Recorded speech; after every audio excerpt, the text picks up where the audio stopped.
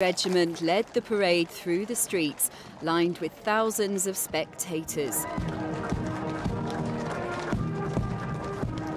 The band of the Royal Marines Portsmouth then led the first contingent of the Senior Service Royal Marines, 137 in total. More than 1,300 service personnel, cadets and veterans joined the Armed Forces Day celebrations that included this flypast by the Royal Air Force's Red Arrows. The scale and size of this parade has never been seen in Salisbury, so it is a one-off. Whilst there are parades every year, and we do parades as our daily business, this is significant. It's got horses, dogs, vehicles and over 1,300 troops involved. So it's not your average parade. The celebration a boost for Salisbury after the nerve agent attack that took place there last March. The military helped the city recover, and those involved in a clean-up operation were also present. I think it's been terrific. I think Salisbury has done a great job. It has not been an easy year for Salisbury after the Novichok poisoning.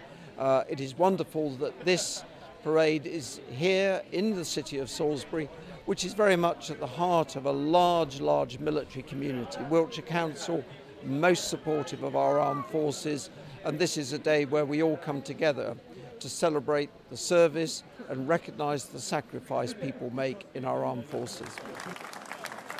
Her Royal Highness the Royal Princess Anne took the salute during the parade, holding a special interest in those involved as Colonel-in-Chief of the King's Royal Hussars, the Royal Corps of Signals, the Royal Logistic Corps, as well as holding other senior roles across the tri-services.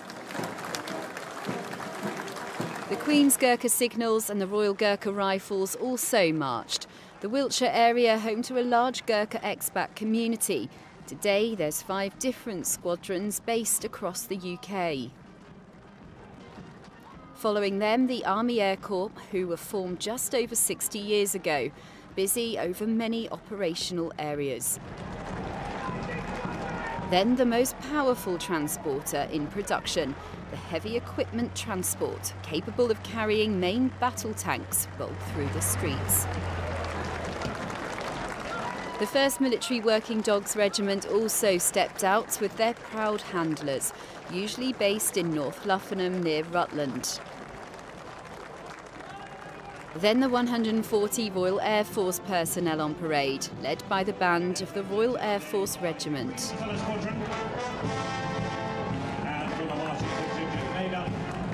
Following them, a contingent of 50 members of the Queen's Colour Squadron, famed for its drill. And 50 personnel from RAF Odium, whose Chinooks recently helped with the flooding in Lincolnshire. Then the Chelsea pensioners led the veterans. For myself, being a veteran, I'm honoured to have been invited to lead the veterans contingent here, marching past a member of the royal family. As far as Salisbury is concerned, we all know what's happened in recent months, and it's really to show that Salisbury is now open for business as before. It's fantastic to be a part of it, and it's great to see everybody get together, all the different regiments.